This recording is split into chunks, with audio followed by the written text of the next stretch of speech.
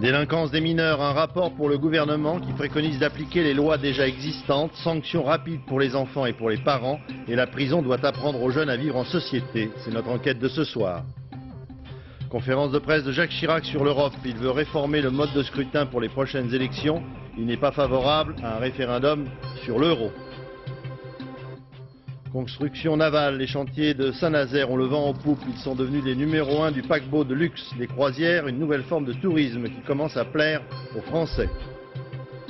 Les Français et leurs voitures, terminer les primes, baladures, Juppé. Aujourd'hui, les firmes automobiles laissent tomber les rabais pour proposer de nouvelles formes de crédit et de financement d'achat. Quelle que soit la météo, le printemps de Bourges tombe toujours à la même époque. Il permet à des artistes débutants de se faire connaître à l'ombre des grandes stars. Cette année, Julien Clerc. Madame, Monsieur, bonsoir. Avant les grands rendez-vous de la monnaie unique, du traité d'Amsterdam, mais également avant le Premier ministre Lionel Jospin, qui doit parler la semaine prochaine, le président de la République avait décidé de tenir cet après-midi une conférence de presse des plus classiques dans les salons de l'Élysée. Thème unique donc, l'Europe, avec deux affirmations politiques majeures. Il faut modifier le mode de scrutin avant les prochaines élections européennes. Et par ailleurs, le président n'est pas convaincu qu'il faille soumettre à référendum le passage à l'euro, le traité d'Amsterdam, et qui implique tout de même une certaine forme d'abandon de souveraineté de la part de la France. Jean-Michel Carpentier. L'enjeu européen est de taille. Le moment pour reprendre l'initiative politique après les régionales est bienvenu. La date, 5 jours avant le discours de Lionel Jospin, présente l'intérêt de rappeler sa prééminence et ses convictions. Alors Jacques Chirac a insisté sur la nécessité de préparer encore davantage la France aux échéances économiques et sociales que nécessite la nouvelle monnaie, l'euro. Réforme politique aussi, notamment celle du mode de scrutin pour les élections européennes de l'an prochain. Fini les listes nationales et place à des listes régionales, toujours à la proportionnelle. Il faut changer le mode de scrutin. Il faut le faire, bien entendu, le plus vite possible, de façon à ce que le nouveau mode puisse s'appliquer aux prochaines élections européennes. Je pense qu'il faut maintenir un système proportionnel. J'observe que d'ailleurs pratiquement tout le monde est de cet avis. En revanche, il y a un problème de circonscription. Toute l'idée, je le répète, étant de faire en sorte que les parlementaires européens soient connus de leurs électeurs, les connaissent et puissent être véritablement représentatifs. Et alors, est-ce qu'il faut faire des grandes régions, des régions moyennes ou des petites régions? Ça, c'est un problème technique qu'il appartiendra au gouvernement d'étudier. À Lionel Jospin, donc, de régler les questions d'intendance. Et puis Jacques Chirac s'est adressé aux Français eurosceptiques, ceux qui, à gauche comme à droite, craignent l'entrée dans une Europe encore plus intégrée. Je comprends parfaitement à la fois ses hésitations et ses peurs. Mais je les crois infondées et excessives. Si, naturellement, nous sommes suffisamment vigilants à Bruxelles, comme à Luxembourg, comme à Strasbourg, et si nous sommes, c'est l'essentiel, sérieux dans la gestion de nos affaires nationales. À quelques jours de l'intervention du Premier ministre à l'Assemblée nationale, le président de la République n'a pas voulu se priver de l'occasion d'imprimer sa marque sur la question européenne, avec une conviction, celle que l'Europe va aider la France à avancer sans perte aucune d'identité. Et avec un message très politique, la France ne peut pas faire cavalier seul, dit Jacques Chirac. Sous-entendu, elle doit réduire sa dette, ses impôts, libérer les initiatives, se moderniser. Autant d'idées d'inspiration libérale, comme une façon aimable de montrer le chemin au gouvernement de gauche, tout en prenant date avec les Français.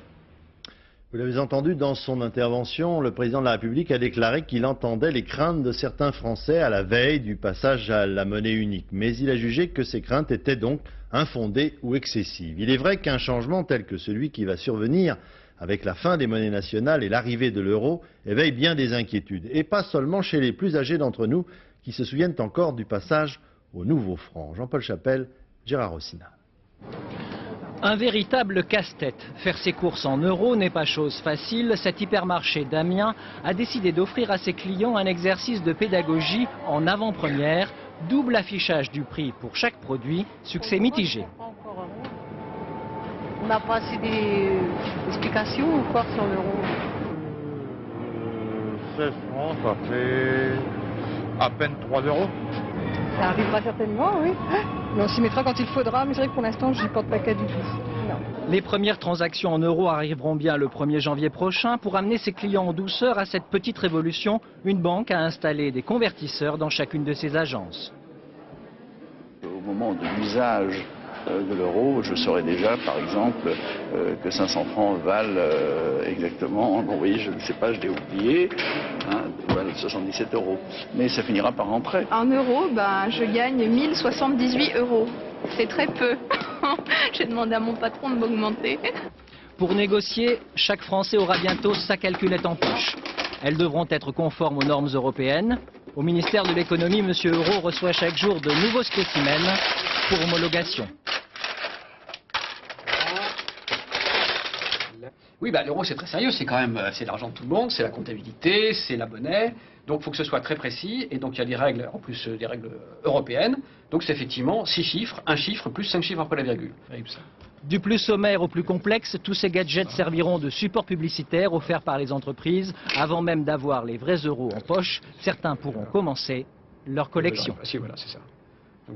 La construction européenne sur laquelle s'est exprimé Jacques Chirac cet après-midi est effectivement en train de prendre de la vitesse. Les dates importantes, vous allez le voir, vont se succéder dans les mois et les années à venir. Yannick Le Tranchant. Compte à rebours avant la monnaie unique en 2002. Le 2 mai prochain, sommet extraordinaire des chefs d'État et de gouvernement à Bruxelles, désignation officielle des 11 pays qualifiés pour l'euro. Seuls la Grande-Bretagne, le Danemark, la Suède et la Grèce en sont exclus. 3 mai, fixation des parités entre les 11 monnaies, plus de fluctuations entre le franc, le Deutschmark, le florin et les autres. Le président de la future Banque Centrale Européenne sera désigné. 11 mai, première frappe officielle des pièces en euros à Pessac, en Gironde.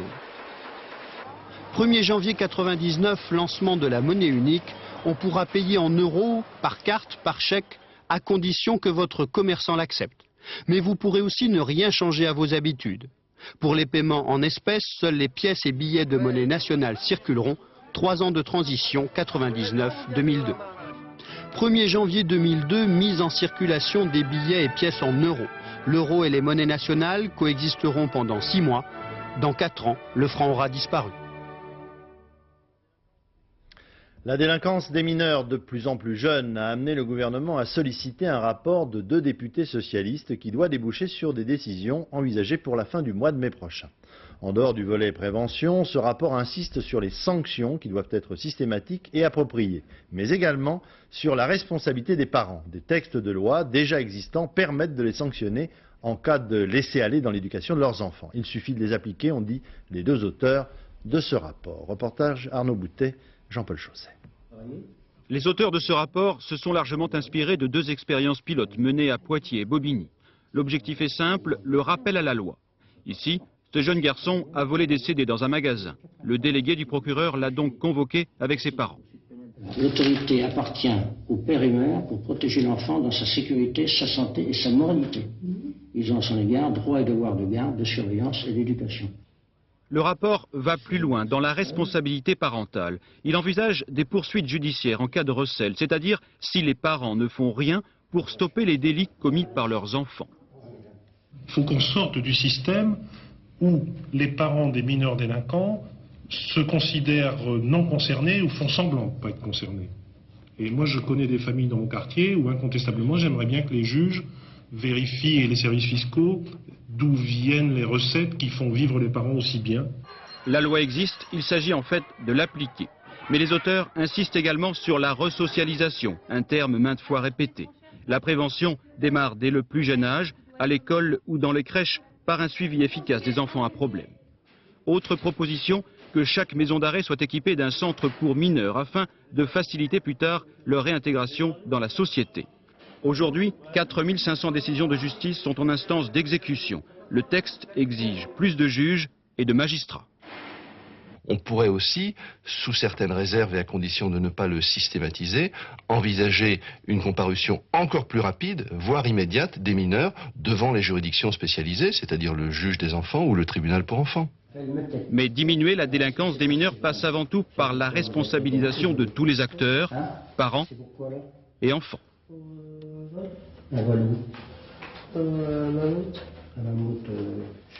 Parmi les moyens de prévention préconisés, ou tout au moins afin d'éviter le cycle infernal de la récidive, le rapport rejoint les projets du ministre de la Justice de créer des établissements qui leur soient spécialement destinés, ou du moins qu'ils soient, ces jeunes, séparés des malfaiteurs les plus chevronnés. On peut aussi imaginer de multiplier ces foyers éducatifs dont l'objectif est d'apprendre à ces jeunes, finalement, tout simplement, à travailler régulièrement. Reportage Florence Bouquilla, Emmanuel Beck. Dans quelques minutes, Amadou et ses collègues devront montrer leur savoir-faire. Cuisiner et servir 80 couverts lors d'une réception, loin de leur foyer éducatif. À 16 ans, ces jeunes-là ne sont pas des apprentis comme les autres. Ils ont un passé de délinquance, parfois une expérience de la prison. Pour ces éducateurs, Amadou est en voie de réinsertion. En bonne voie pour mettre une croix définitive sur un certain passé. Comment tu t'es retrouvé là, toi? Par des bêtises, c'est la justice qui m'a placé ici dans ce foyer-là. De toute manière, tous les jeunes. Avant, tu avais été dans d'autres foyers ou pas? Non, jamais. Toujours chez moi avec ma mère. J'allais à l'école normalement. Qu'est-ce que tu avais fait comme bêtises alors? Oh, toutes sortes de bêtises, des vols, des vols entre autres, des embrouilles, des bagarres. Est-ce que tu crois que la justice a bien fait de te placer ici? Dans un sens oui, dans un sens non, parce que je suis plus avec mes copains de la cité, je suis plus avec ma mère, je la revois que les week-ends. Et d'un côté c'est bien aussi, il y a des choses positives. Parce qu'on a des projets, on va en vacances, c'est quand même pas la prison quoi, c'était ça ou la prison de toute manière.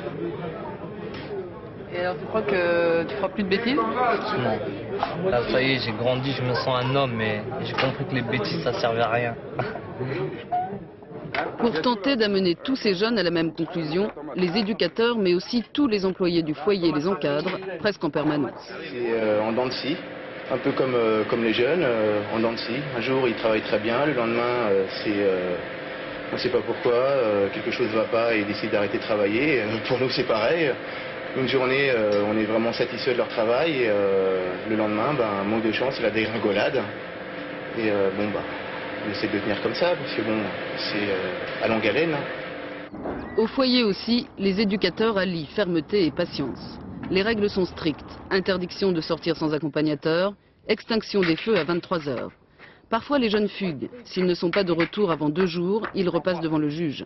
Ils le savent et reviennent en général avant qu'il ne soit trop tard. Parfois aussi, de nouveaux délits leur font goûter à la prison. Là encore, le directeur du foyer ne s'affole pas. Selon lui, l'incarcération s'avère nécessaire quand un jeune a besoin de retrouver le sens des limites. À la fin de l'incarcération, il est en général repris dans notre établissement où nous continuons la prise en charge et nous discutons avec lui évidemment des motifs de l'incarcération. Il faut que les jeunes soient amenés à changer un certain nombre de comportements, se socialisent, mais c'est très progressif. Après 30 ans d'expérience, le directeur du foyer de la Juine estime qu'un jeune sur 2 placé ici finit par rompre définitivement avec la délinquance. Toujours à propos de la délinquance des mineurs, nos voisins anglais ont une démarche à bien des égards beaucoup plus tranchée que la nôtre. Des villes, par exemple, ont institué des couvre-feux pour les plus jeunes. Et l'une des dernières initiatives du gouvernement de John Major a été de créer une prison pour enfants. Elle ouvrira ses portes demain. Londres, Thierry Curtet. Pour l'instant, tout est vide. C'est demain qu'arriveront les premiers stagiaires. On ne dira pas prisonniers pour désigner la quarantaine d'adolescents délinquants qui sera enfermée ici. Et pourtant, nous sommes bien dans une prison mixte pour des enfants de 12 à 14 ans. Le régime, éducation, santé, discipline, pour des adolescents qui en sont à leur 3e condamnation au moins et qui purgent une peine de 6 mois minimum. Nous voulons un endroit sûr où les enfants ne pourront pas fuir leurs responsabilités, où ils seront obligés de faire face à ce qu'ils ont fait, aux conséquences de leurs actions, sur leurs familles ou sur les victimes. La délinquance juvénile reste à un niveau très élevé en Angleterre. Elle a augmenté d'1 tiers en 10 ans. Mais la prison, comme solution, provoque une véritable polémique. Son coût est exorbitant, ses effets pas forcément adaptés. Et les travailleurs sociaux ne sont pas les seuls à penser cela.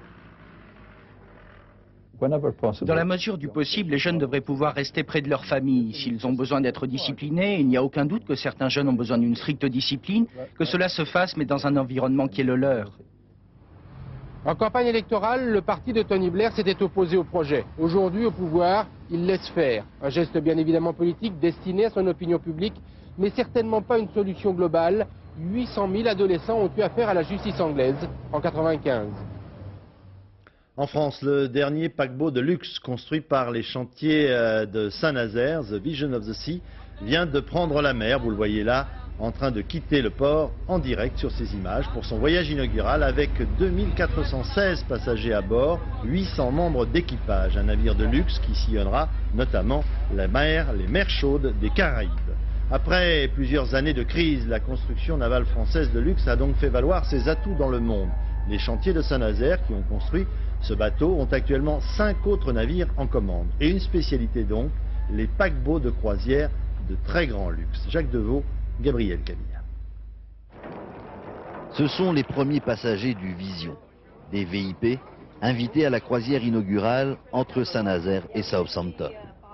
Parmi eux, beaucoup de voyagistes, des passagers qu'on imagine blasés, et pourtant, ils sont sous le charme. C'est le luxe, mais justement pas tape à l'œil dans le raffinement. Il y a une sorte de raffinement, je ne sais pas si tu es de mon avis, qui fait un petit peu la différence. C'est du 5 étoiles. Hein. 5 étoiles luxe. C'est du 5 étoiles. Il y a tout pour les yeux, et puis là on va tester le produit, là c'est qu'une première approche. Hein. Et le reste est à la hauteur. Difficile de trouver à redire sur l'aménagement du paquebot et sur sa décoration. Tout ici n'est que bois, dorure et moquette épaisse, un confort qui n'est pas oublié dans les cabines. Superbe. Tout y est. C'est pratiquement une mini-suite. Puis on a eu la chance d'avoir un balcon. Les passagers ne sont pas les seuls impressionnés.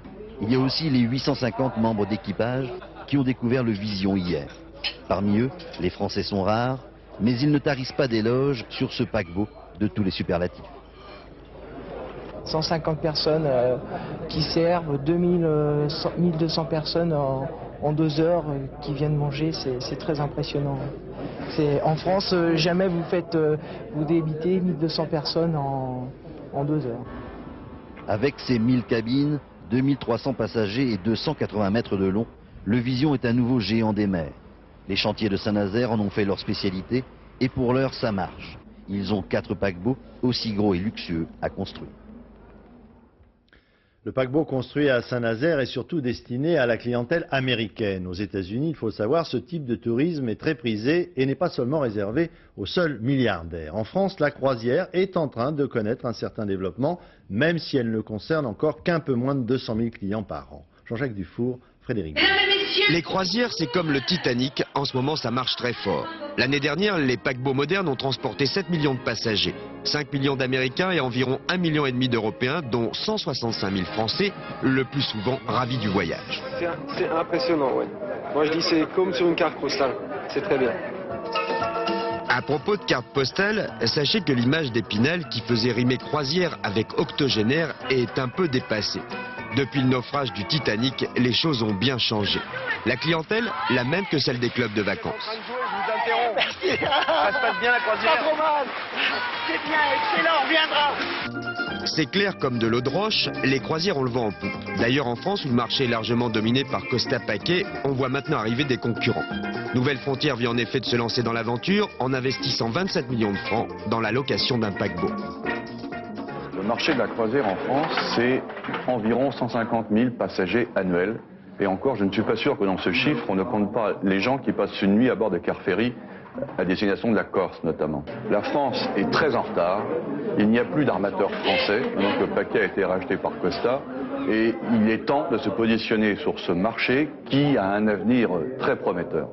Le PDG des chantiers navals de Saint-Nazaire ne démentira pas puisque pour lui l'avenir repose essentiellement sur les commandes de paquebots. Les chantiers de l'Atlantique, c'est aujourd'hui pratiquement 4000 personnes sur les chantiers. qui font vivre à peu près autant de sous-traitants. Et aujourd'hui, plus de 85% de l'activité des chantiers d'Atlantique est liée à l'activité des paquebots de croisière. À Saint-Nazaire, tout va bien, les commandes affluent. Ce n'est plus le Grand Bleu, c'est carrément la vie en rose. Et c'est par une mer difficile que le paquebot a quitté le port de Saint-Nazaire. Ce soir, la tempête sévit effectivement sur la côte atlantique avec des rafales qui pourront atteindre 100 km/h. Par mesure de sécurité, le pont de l'île de Léron a même été fermé cet après-midi aux caravanes, aux deux roues et aux piétons. Attention donc si vous êtes dans cette région. Chaque année, à pareille époque, la Fédération des Automobiles Clubs de France publie un chiffre très important pour les automobilistes que nous sommes, le prix de revient moyen annuel d'une voiture. Avec une nouveauté, les firmes automobiles qui abandonnent petit à petit toutes les primes du type baladurette, jupette, pour vous proposer désormais de nouvelles conditions de crédit et de financement de votre achat. Luc Bazizin. Voici la voiture de référence retenue pour le calcul du budget de l'automobiliste. On considère qu'elle a parcouru 14 380 km en un an. La dépense globale s'élève donc à 40 620 francs sur l'année, soit 111 francs par jour. Les taxes représentent à elles seules un tiers du budget.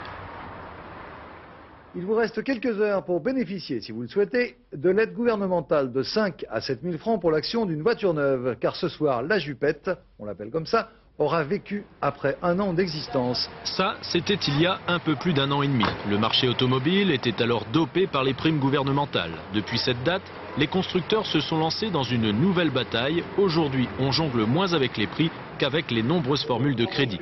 Ford, par exemple, vient de lancer une idée simple. Rouler tous les 2 ans dans une voiture neuve. En échange, le client ne finance que la différence entre le prix d'achat et la valeur de revente estimée par le constructeur. Ce qui se passe, c'est que réellement, on mensualise le coût d'une dépense automobile sur une durée de 2 ans. C'est tout à fait clair, c'est tout à fait simple, c'est tout à fait accessible. Je dirais moins cher que lorsqu'on garde une voiture beaucoup plus longtemps parce qu'il n'y a pas tous les effets d'entretien qui interviennent après. Et au bout de 24 mois, au bout de 2 ans, eh bien, on peut sortir du système ou re-rentrer dans le système dans des conditions financières qui sont tout à fait simples.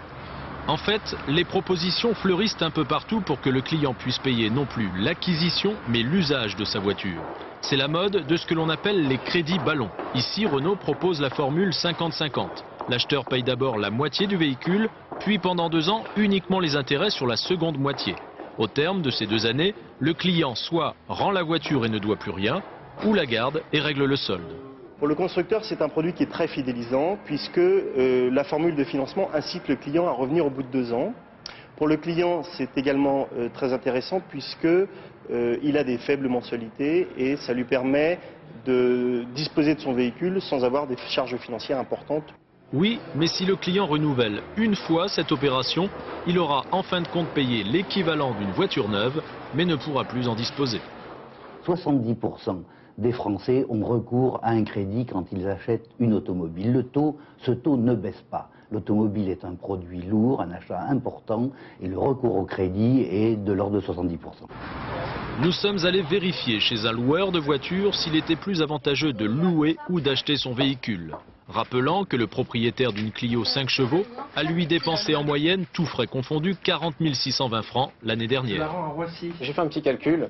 Et en fait, pour un budget annuel de 35 000 francs, ça permet d'avoir une Clio tous les week-ends, Clio ou autre type de catégorie A, et de partir également 1 semaine au ski par exemple, et 3 semaines à la mer avec une voiture du même type. Si vous êtes dans une grande ville, sans besoin particulier de voiture, sauf à des périodes déterminées, il est évident que la location de voiture peut être intéressante.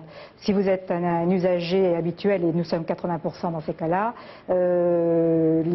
l'achat du véhicule à crédit même est quand même plus intéressant. Mais puisque l'écart se réduit, l'automobiliste a maintenant de quoi hésiter entre acheter ou louer. Le contrat d'union civile destiné à régulariser notamment des couples d'homosexuels provoque des réactions de la part de plusieurs milliers d'élus et de maires. Pour certains, cette concurrence au mariage est néfaste sur le plan moral. Pour d'autres, ils ont peur que l'institution du mariage soit ridiculisée. Anne Guéry, Bernard Rappé.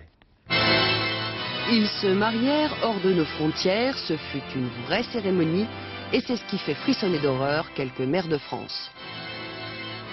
L'attaque est née sous la forme d'une pétition lancée par un collectif de maires contre le contrat d'union civile. Le texte dénonce la création d'un véritable mariage homosexuel et d'une atteinte à la famille. Or, le CUS, selon le projet de loi, devrait organiser la cohabitation de 2 personnes, qu'elles soient ou pas du même sexe, frères et sœurs, concubins ou amis. Le contrat serait signé devant un officier d'état civil. Pour Claude Terouinard, le maire d'un village de 700 habitants, on ne badine pas avec la tradition. Pas question de valider un contrat de cohabitation pour des homosexuels.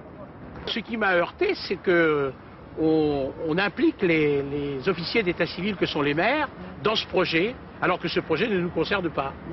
Parce que ce que nous craignons, c'est qu'on rentre discrètement par le secrétariat pour finir officiellement dans la salle des mariages pour y célébrer un mariage entre 2 êtres d'un même sexe. Et ça heurte nos consciences. En un mois, la pétition aurait été signée par 12 000 maires. Impossible, selon les partisans du contrat d'union civile, qui dénoncent une manipulation. C'est une diffusion de fausses nouvelles. 12 000 maires ne peuvent pas répondre comme ça en l'espace de quelques semaines. Et le fameux collectif des maires, dont on ne sait pas ou on sait trop bien qui il est, se refuse à donner les noms des signataires de ces fameuses lettres. Donc c'est une diffusion de fausses nouvelles et c'est réprimé par la loi. Cette pétition est-elle une initiative spontanée de maires? Aucune signature d'élu ne figure en bas de ce document, juste celle d'une femme, responsable de l'association pour la promotion de la famille, une association familiale proche des catholiques conservateurs. Santé, à Paris s'est ouvert le premier salon du petit déjeuner. Les clichés qui ont la vie dure nous ont toujours expliqué que les Anglais avaient le breakfast et que nous, Français, avalions en majorité un café vite fait sur le pouce avant de partir. Eh bien, nos habitudes pourraient changer sous l'influence des industriels de l'alimentation pour qui le petit déjeuner, c'est d'abord un énorme marché potentiel. Reportage Stéphane Guez, Jean-François Chevet. Voici la star du petit déjeuner des Français, le café. Après l'eau, c'est même la boisson la plus consommée en France. Mais côté solide, les méthodes ne sont pas les mêmes pour tous. Je prends une tartine et un crème. Voilà, c'est tout. Je prends du pain de campagne avec de l'huile d'olive, café et un pamplemousse pressé. Oui, une orange des pas. 93% des Français prennent leur petit déjeuner en moyenne 15 minutes entre la toilette et le travail. Mais seulement une personne sur 10 compose idéalement ce premier repas de la journée qui doit fournir le quart de l'énergie. 4 familles d'aliments au petit déjeuner. Tout d'abord une boisson pour bien se réhydrater. Ensuite il faut un produit céréalier pour l'énergie. Ensuite il faut un produit laitier pour le calcium, donc ça peut être un yaourt ou du lait. Et enfin il faut un fruit pour l'apport en vitamine C. Les enfants, eux, plébiscitent le chocolat chaud et les céréales. Pourtant pas forcément plus nourrissantes qu'une bonne tartine. Certaines céréales proposées aujourd'hui, enrobées de miel, enrobées de chocolat, ressemblent plus à des friandises qu'à un réel aliment. Et leur risque, à ce moment-là, c'est d'être assimilé trop vite, d'être digéré trop vite. Et dans ces cas-là, il y a 2 risques. Premièrement, un risque de prise de poids, plus facile. Et deuxièmement, un risque de coup de pompe vers 10-11 heures. Vous parlez d'un boulot, aller dans le cosmos. Et quand c'est que je vais revenir? Coup de pompe de 11 heures. La lutte contre le coup de pompe de 11 heures, un marché en pleine explosion. Boissons survitaminées, céréales de toutes sortes, produits exotiques et même un petit déjeuner prêt à emporter. C'est un bol de céréales, on voit la petite cuillère à l'intérieur. Ici vous avez le lait, vous ouvrez l'opercule et puis c'est prêt et ça demande 2 minutes même pas 2 minutes de préparation. Malgré tant d'imagination, les Français restent attachés au traditionnel café, tartine, confiture. Une formule qui ne fait pas le beurre des industriels, mais toujours le bonheur des gourmets. À la suite d'un reportage que nous avons diffusé sur les artisans du CDCA qui ont décidé d'immatriculer leur entreprise en Grande-Bretagne pour échapper aux charges sociales plus lourdes en France, le ministère de l'économie et des finances fait savoir que domicilier son entreprise de manière fictive à l'étranger est passible de poursuites. Olivier Caroff. La délocalisation fictive, cette association de défense des commerçants et artisans en a fait son cheval de bataille. Une astuce qui aurait séduit des centaines de petits patrons et qui a provoqué une grosse colère des pouvoirs publics. Martine Aubry a prévenu, prendre une adresse à l'étranger pour éviter les prélèvements, ça peut coûter très cher. Avec une devanture en anglais et un siège social domicilié en Grande-Bretagne, cet artisan coiffeur pensait éviter en toute légalité de payer ses cotisations sociales. Mais la loi exige que ce siège ne soit pas une simple boîte aux lettres. Si la direction, la comptabilité et les contrats restent en France, c'est illégal et sévèrement puni. Autre fausse bonne idée, celle de ce magasin d'électroménager. Ici, ce sont les employés, ou plutôt leurs contrats de travail, qui sont délocalisés. Un montage juridique qui, selon le ministère du Travail, n'empêche pas l'application du droit français. Autrement dit, il faudra payer les charges, quel que soit le métier, et sans exception. Le ministère de l'économie, lui, qualifie ces astuces de fraude fiscale. Bercy rappelle que les entreprises doivent payer les impôts, taxes et charges sociales là où elles exercent leur activité. Un principe simple, mais qui a un défaut. Il semble parfois très difficile à faire appliquer à certaines grandes entreprises qui, à grand renfort de sociétés écrans ou de paradis fiscaux, ont donné le mauvais exemple fiscal.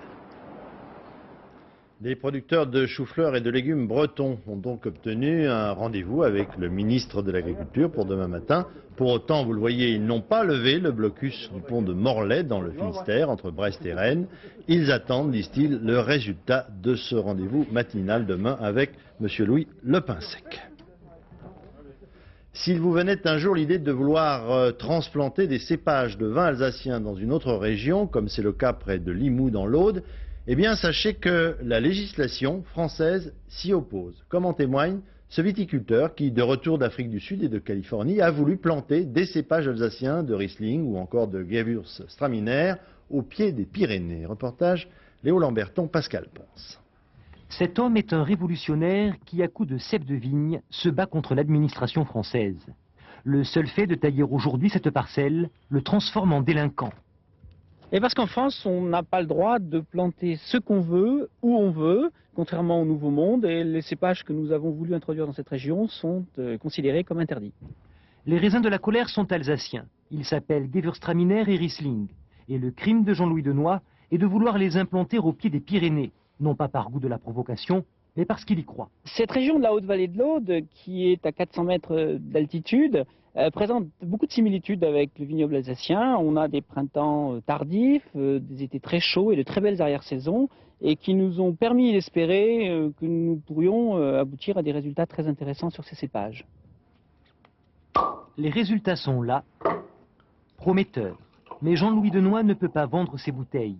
Car même si on trouve les Gewürztraminer et Riesling partout dans le monde, en France, la réglementation est très stricte. Seuls les Alsaciens ont le droit de planter ces cépages. Je considère personnellement que c'est un véritable apartheid viticole. Comment peut-on interdire à une catégorie de viticulteurs en France l'usage de variétés qui sont répandues dans le monde entier et ne le garder à l'usage exclusif qu'aux viticulteurs de 2 départements français? C'est absolument contraire au droit communautaire et républicain. Pour forcer la main de l'administration, la Chambre d'agriculture de l'Aude a implanté les cépages interdits dans sa ferme expérimentale. Elle veut prouver que ça marche, mais elle sait que les Alsaciens ne lâcheront pas prise. Je dis que quelque part, ils sont jaloux, ils sont inquiets. Donc pour nous, c'est qu'on fait un peu peur. Et c'est peut-être aussi, une marque de notre réussite. En attendant, de l'autre côté des Pyrénées, les Espagnols se sont lancés dans la culture des cépages alsaciens en toute légalité. Et ils n'espèrent qu'une seule chose, c'est que les Français continuent longtemps à s'enfermer dans leur querelle de clocher.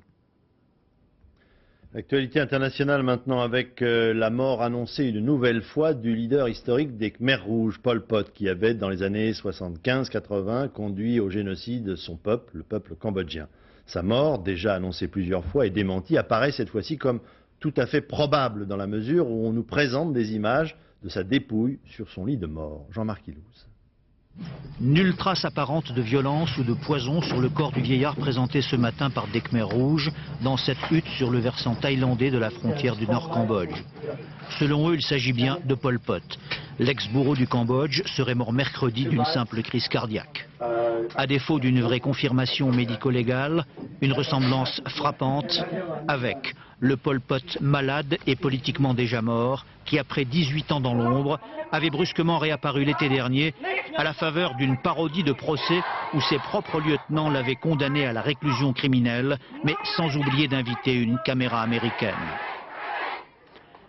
Objectif, se dédouaner et négocier une sorte de paix des braves avec le gouvernement de Phnom Penh, comme l'avaient déjà fait ici en 1996 des milliers de leurs ex-compagnons d'armes dans l'ouest cambodgien.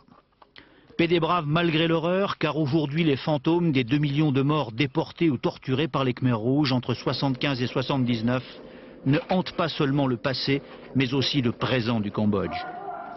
Hun Sen, le Premier ministre élu, est lui-même un ancien déserteur Khmer Rouge. Son principal rival, le prince Ranariddh, fils de Sihanouk, fut aussi de l'allié des Khmer Rouges contre les Vietnamiens d'abord, contre Hun Sen ensuite. Autant dire que le procès du tyran de Phnom Penh, même réclamé par tous, aurait été bien embarrassant pour la classe politique cambodgienne. Mais également pour la Chine, qui instruisit et arma les bourreaux, et les États-Unis qui, avec la complicité de la Thaïlande, jouèrent longtemps la carte Khmer Rouge contre le Vietnam. Question, la mort de Pol Pot privera-t-elle définitivement les Cambodgiens du vrai procès des Khmer Rouges?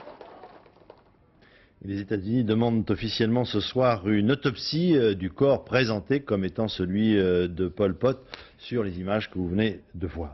Aux États-Unis toujours, Paula Jones, déboutée de son accusation de harcèlement sexuel à l'égard du président Clinton, a officiellement décidé de faire appel de cette décision prise il y a quelques semaines. Le sport maintenant avec le football. Le sélectionneur Aimé Jacquet a communiqué la liste des 18 joueurs retenus pour le match préparatoire de la Coupe du Monde contre la Suède. Il procède, vous le voyez, à une ultime revue d'effectifs en rappelant par exemple Lizarazu, Dugarry ou encore Vieira. Celui qu'on a surnommé l'homme araignée, le grimpeur à main nue Alain Robert, s'est livré ce matin encore à Paris à une escalade interdite. Son sport favori après le Palais des Congrès.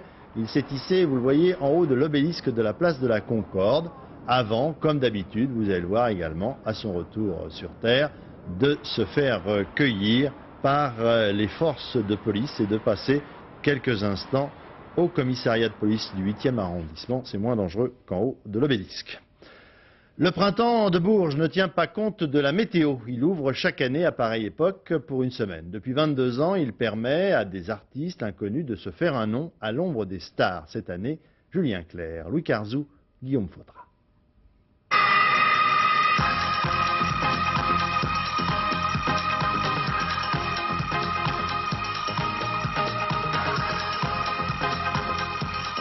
Entre trois Danois adeptes de musique expérimentale et l'une des plus grandes figures de la chanson française, il y a à peu près autant de points communs qu'entre leurs hôtels respectifs. Mais ça n'est pas le jeu des 7 erreurs, c'est tout simplement le printemps de Bourges. Car depuis 1977, le festival qui ouvre la saison des festivals est un lieu de passage obligé pour tous. Pour le trio du groupe Deep Fried Toguma, c'est une rencontre avec le public français après 17 heures d'autocar. Et pour Julien Clerc, une étape au milieu d'une tournée qu'il mène depuis déjà 9 mois. Mais pour les uns et les autres, le concert au printemps de Bourges reste un lever de rideau, pas comme les autres. Avec ce concert, on espère que le public va vivre une douce expérience et que notre disque pourra intéresser un distributeur français. Finalement, dans les festivals, les têtes connues servent un peu de locomotive et permettent de faire connaître des gens peut-être que le public appréhende moins bien. Alors, et tant mieux si c'est ça, ma foi. Ainsi, le public, dans une ambiance digne d'un débat sur la nouvelle vague danoise, peut commencer par se frotter les oreilles au Deep Fried Toguma pour 30 francs seulement.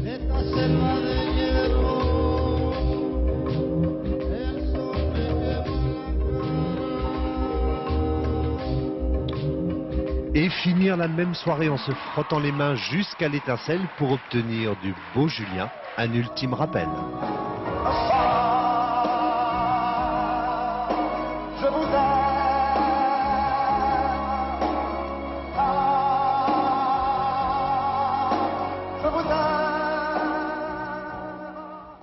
Voilà, avant de nous quitter, rappel des principaux titres de l'actualité de ce jeudi. Conférence de presse de Jacques Chirac sur l'Europe. Il veut réformer le mode de scrutin pour les prochaines élections et il n'est pas favorable à un référendum sur l'euro.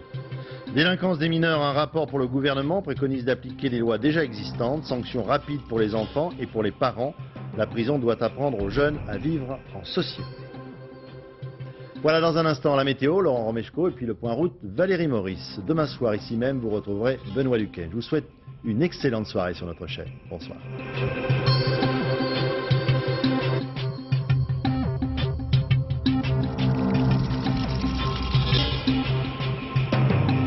Je vous retrouve dans